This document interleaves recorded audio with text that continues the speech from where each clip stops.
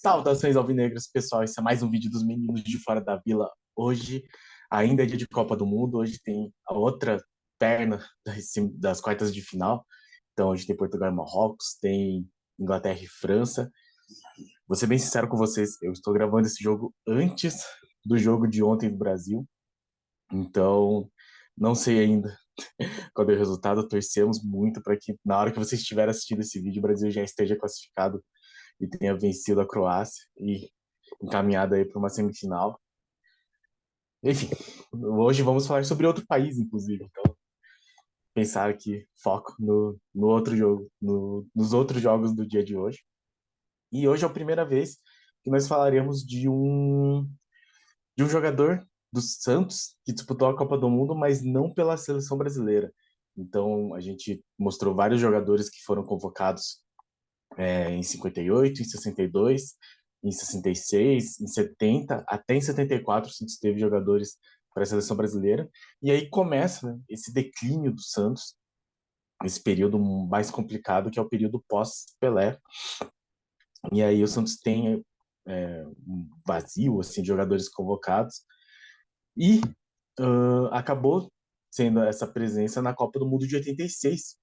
E não foi pela seleção brasileira, porque foi um dos grandes craques daquele time do Santos dos anos 80, principalmente da conquista do Paulista de 84, que foi Dom Rodolfo, sim, Rodolfo Rodrigues, o grande goleiro uruguaio, grande ídolo de uma geração assim de santistas.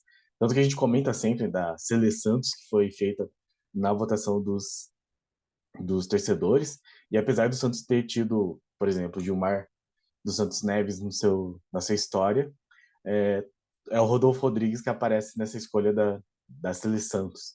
Então hoje falaremos sobre o goleiro maior que o gol, Rodolfo Sérgio Rodrigues e Rodrigues. Mas antes, peço sempre, se inscreve no canal se você não for inscrito, deixa o like, compartilhe, comente aí. Se você viu Rodolfo Rodrigues jogar, esse já é um jogador mais acessível assim para muitas pessoas. Eu não cheguei a ver, mas bom, tem muitos jovens que assistem o canal, né, mas já tem uma faixa etária aí que viu o Rodolfo Rodrigues. Eu já vi várias tatuagens dele, um jogador que realmente marcou a época do Santos. Então, vamos falar de Rodolfo Rodrigues, que nasceu dia 20 de janeiro de 56, em Montevidéu, no Uruguai. O Uruguai é um país bastante pequeno, assim, tem mais ou menos 3 milhões de pessoas, um pouco mais de habitantes. E Montevidéu tem, tipo, um pouco mais de 2 milhões, assim, 2 milhões e quebrado. Então, quase todo mundo nasce em Montevidéu. Tem cidades muito pequenas nos arredores. E pelo menos o que os uruguaios falam é que todo mundo acaba meio que se conhecendo, porque é uma cidade de 2 milhões e pouco de habitantes, mas todo mundo mora junto, né? Então lá nasceu Rodolfo Sérgio Rodrigues e Rodrigues. Os nomes em espanhol, normalmente, pelo menos na América Latina, que são os que eu conheço, normalmente são compostos, né? Tem a piada das novelas mexicanas, que são sempre nomes compostos, mas todos eles, os hispânicos que eu conheci, é, pelo menos aqui na América Latina, tem realmente um nome composto, então são dois nomes, e dois sobrenomes, né? Pega o sobrenome da mãe, pega o sobrenome do pai, e o sobrenome do pai vem antes. No caso do Rodolfo Sérgio Rodrigues e Rodrigues, os dois progenitores tinham o mesmo sobrenome, então ele fica Rodrigues e Rodrigues. Mas normalmente o do pai vem antes, inclusive. Então, se você olhar os nomes completos dos jogadores, ou de pessoas da América Latina, normalmente eles são mais conhecidos pelo primeiro nome e o primeiro sobrenome que aparece. No caso do Rodolfo Rodrigues, isso é que não faz diferença. Ele começou no Cerro e depois foi para o Nacional, que é um dos dois grandes times do Uruguai, né, o Nacional e o Peñarol, e ficou no Nacional de 76 a 84. Foi campeão da Libertadores, campeão do Mundial em 1980 e foi convocado já para a seleção uruguaia. Então ele disputou o Mundialito, a Copa América, e são os títulos que ele venceu, né? Ele venceu o Mundialito de 80, a Copa América de 83 e o Sul-Americano Sub-20 em 75, quando ele tinha disputado. E aí, bom, ele também foi campeão do Campeonato Uruguai de 77, 80 e 83, tudo pelo Nacional. Então eu lembro que quando o Santos jogou a final contra o Peñarol em 2011, conversaram com ele, porque além dele torcer para o Santos por ter jogado aqui, ele também torcia para o Nacional, então eu estava torcendo duplamente para o Santos, para o Penharol não ser campeão. E, e aí, no Mundialito, em 1980, ele acabou se destacando muito e foi e chamou a atenção do Santos. Só que o Nacional pediu um dinheiro muito alto para liberá-lo para o Santos e o Pelé acabou emprestando esse dinheiro. Então, eu imagino que o Santos acabou sendo tendo o Pelé como criador durante muito tempo. Foi 120 mil dólares a quantia na época. Não, né? Enfim, se foi 120 mil dólares ponto, é que o dólar devia ser mais, ter um valor maior na época. E aí ele jogou no Santos de 84 a 88 e se tornou ídolo do Santos. Jogou 255 partidas. Vou falar um pouco mais, né, do Santos, claro, mas ele foi campeão daquele Campeonato Paulista de 84, né, o último antes da fila, e também ganhou a Copa Quirim. É muito interessante, eu vou comentar um pouco sobre isso. E venceu um torneio início em 85, e eu vou comentar um pouco sobre esses dois torneios, assim, pouco usuais, mas que eu imagino que tenham tido algum valor aí para o torcedor santista. A saída do Santos ele foi para o Sport, depois voltou, jogou na Portuguesa e jogou no Bahia, onde se aposentou como goleiro. Depois, enfim, saiu aí do mundo do futebol. E ele ficou muito famoso no Bahia, assim, ele é muito conhecido por ter sido o goleiro de um 6-0 que o Bahia tomou no Cruzeiro, do Cruzeiro, que é meio que a estreia do Ronaldo, o Ronaldo Fenômeno, que ele marca acho que 5 gols, e um deles é uma bola que o Rodolfo Rodrigues tipo, fica puto, deixa a bola no chão e vai reclamar, e o Ronaldo vai lá e rouba a bola. Assim. Então, ele viralizou, digamos assim, ele é muito conhecido por esse jogo. Mas aqui nós vamos falar das grandes atuações dele. Até com a Celeste aqui, com uma camisa meio celeste, em homenagem ao Uruguai, do Rodolfo Rodrigues, que, que ele, além de ter todos esses títulos, né, essas conquistas, ele tem a primeira defesa de placa. Falaremos aqui um pouco mais dela também, mostraremos, que é uma sequência de defesas que ele fez contra o América de Rio Preto neste Campeonato Paulista de 1984, que é muito conhecido, e que o Santos homenageou com uma placa, né? Essa homenagem da placa, que é conhecida como a primeira defesa de placa da história, em 2010. Porque o termo gol de placa ficou muito imortalizado, mas a gente lembra que o gol de placa surgiu também com o Santos, né? Com o Santos, na verdade, com o Pelé, que marcou, reza a lenda, né? Não, não, isso é verdade, né? Marcou um gol antológico contra o Fluminense no Maracanã. E aí, se não me engano, era o Joelmir Betting na época que falou assim: ah, esse gol tem que ser imortalizado. E aí mandou fazer uma placa, assim, tipo, nesse dia, o Pelé marcou o gol mais bonito da história do Maracanã, e aí tá lá a placa, né? E aí nesse dia começou essa expressão gol de placa, que daí se tornou mais comum, e inclusive homenagear gols com placas. E aí a defesa de placa não existia, então o primeiro gol de placa é um gol do Santos, a primeira defesa de placa é uma defesa do Santos também. Vou então aqui falar um pouco sobre esses dois torneios. Eu acho que eu vou mostrar primeiro o vídeo.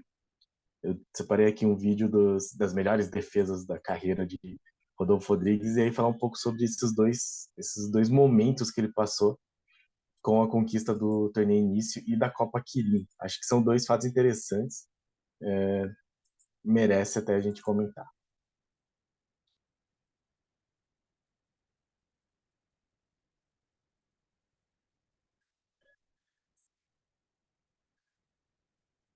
Aqui o canal do Cícero Sauro.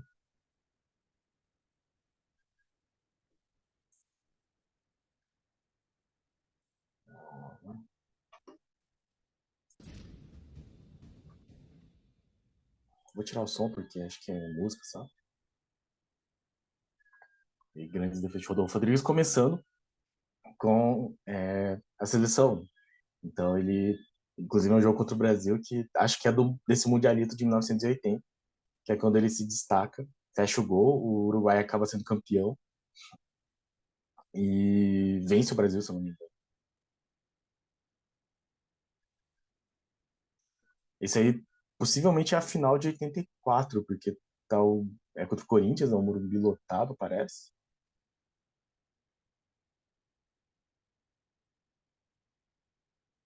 Ah, espetacular, hein? A reação.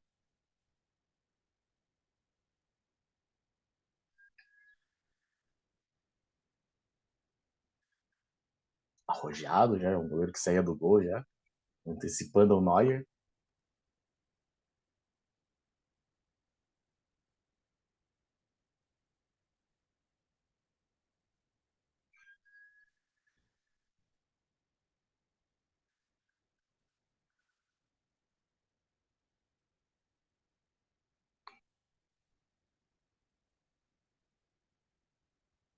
Impressionante essas defesas que ele faz sem dar rebote também.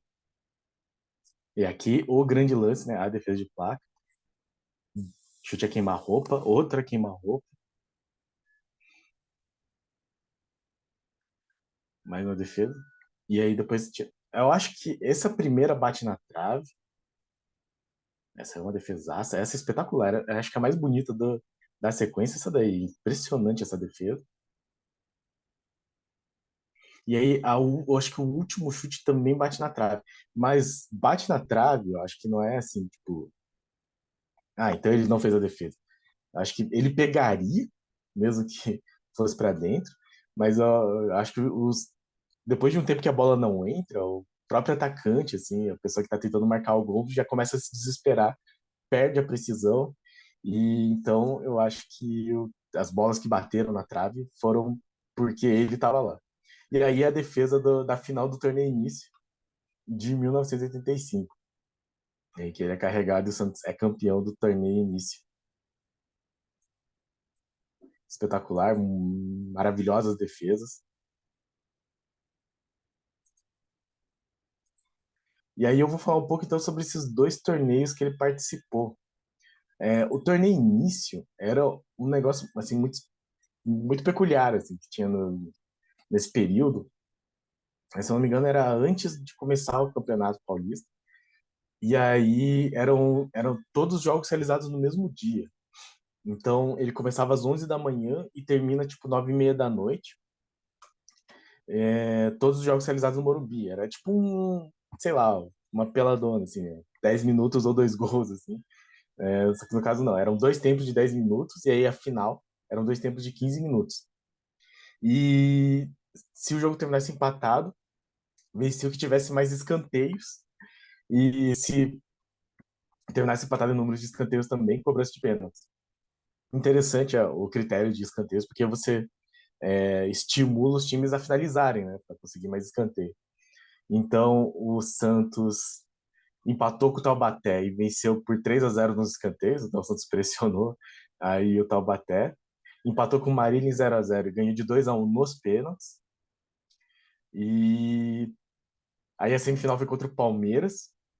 O Santos venceu por 3-2 nos pênaltis. E aí a final foi contra o 15 de Jaú, 0-0. E aí 1-0 nos pênaltis. Eu não sei se foram cinco pênaltis, mas eu imagino que não. E aí o Rodolfo Rodrigues fez aquela defesa que a gente viu no final do vídeo. E teve um outro momento importante dele. Eu não vou falar muito do Campeonato Paulista de 84, porque ele já é muito conhecido, né? O Santos chega naquele último jogo podendo empatar contra o Corinthians, vence com o gol do Serginho Chulapa. Então, já é um título que a galera lembra muito, até porque é o último antes da fila, então antes dos 18 anos sem título. Mas o Santos, em 1985, já estava eliminado do Campeonato Brasileiro, foi convidado pela Federação Japonesa para disputar um torneio amistoso chamado Copa Kirin, que tinha três clubes, o Santos, o Yomiuri, que era o campeão japonês na época, e o West Ham, e três seleções: a seleção japonesa, a seleção da Malásia e a seleção do Uruguai. Então o Santos jogou aí contra a seleção do Uruguai. O que é que a seleção do Uruguai foi fazer aí? Tenho aqui as minhas dúvidas, né? Já que em 86 eles estavam na Copa do Mundo. Mas enfim, o Santos que tinha o time base, assim, o Rodolfo Rodrigues, tinha o Dema, Humberto, Mário Sérgio, o falecido Mário Sérgio, Mirandinha, o Zé Sérgio ainda estava nesse time, e o treinador era o Carlos Castilho. E aí, todo mundo jogava contra todo mundo. Quem terminasse nas duas primeiras colocações disputava a final. Então, o Santos venceu o West Ham, Santos venceu o West Ham por 2-1, venceu a Malásia por 8-1, e aí, então já criou saldo de gols, e empatou com o Uruguai. E aí esse jogo do Uruguai é interessante porque o Rodolfo Rodrigues jogou contra a própria seleção nesse jogo. E não perdeu. Ele empatou. Depois o Santos meteu 4-1 na seleção japonesa. E aí venceu por 4-0 o Yomiuri Giants. Terminou com 9 pontos. Era, nossa, 4 vitórias e um empate. Então cada vitória valia 2 pontos, o empate valia 1. 19 gols pró, 4 gols contra. Espetacular é a campanha do Santos. Deitando na Copa Quirim. E com isso ficou em primeiro lugar, disputou a final contra o Uruguai e venceu o Uruguai por 4-2. Então, o Rodolfo Rodrigues, em 2 jogos contra a própria seleção, venceu os 2. Não perdeu, né? Venceu um e empatou outro. Então, o Santos foi a campo com Rodolfo Rodrigues, Paulo Roberto, Davi, depois Fernando, Toninho Carlos e Jaime Boni, Serginho Carioca, Mário Sérgio e Humberto, depois Formiga, Jarcinho, Mirandinha e Zé Sérgio, o time do Carlos Castilho. Os gols foram de Aguilera, então a seleção do Uruguai começou ganhando, Zé Sérgio empata e Mirandinha vira. Depois Mirandinha 3-1, Carrasco diminui e Zé Sérgio termina a conquista e concretiza a conquista da Copa Quirim. Então, são alguns momentos interessantes do Rodolfo Rodrigues que se tornou assim uma lenda no Santos Futebol Clube. Eu acho que é não só um baita jogador pela seleção, também pelo Santos, mas então, que as pessoas contam assim, era mais do que só defender, assim, era uma presença muito importante em um time que começava já o seu período pior, né? Os anos 80 e os anos 90 já foram bem complicados para o Santos.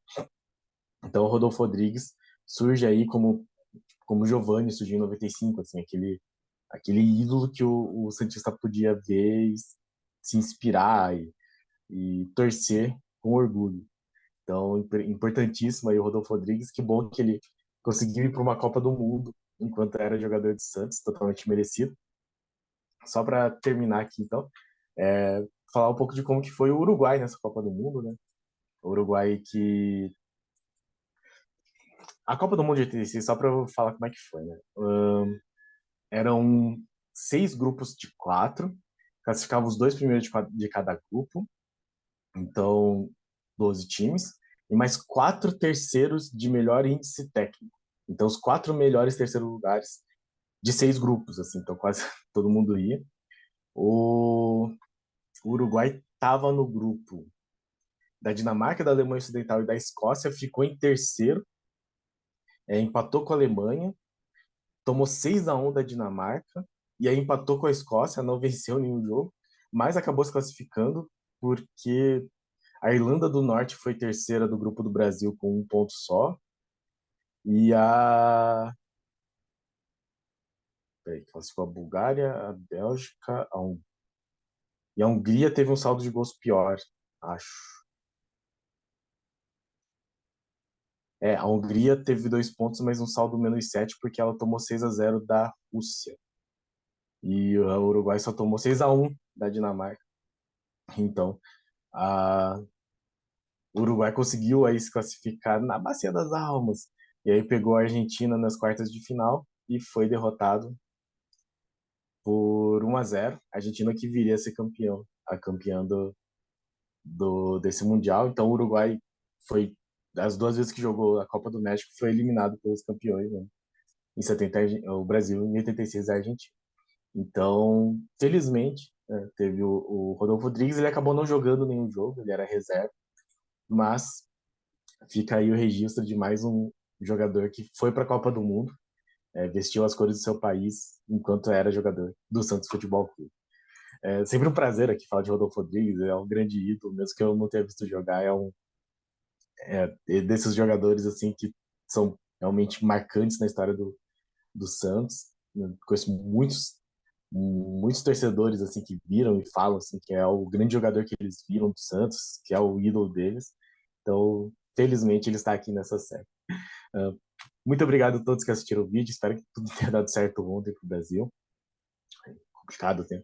Mas é porque eu já estou gravando antes, porque quero só focar no jogo do Brasil. E no mais, continue acompanhando a Copa do Mundo, já está acabando. E aí teremos mais 2 vídeos, né, das semifinais e mais 2 da disputa de terceiro lugar e da finalíssima, né? Então, mais 4 videozinhos aí para terminar a nossa série do Santos na Copa do Mundo. Obrigado a todos que assistiram o vídeo, obrigado a todos que acompanham o nosso canal, obrigado a todos os nossos inscritos. Se você não é inscrito, se inscreve aí, deixa o like, compartilhe, comente se você viu o Rodolfo Rodrigues jogar. E no mais, pra cima deles. Abraço.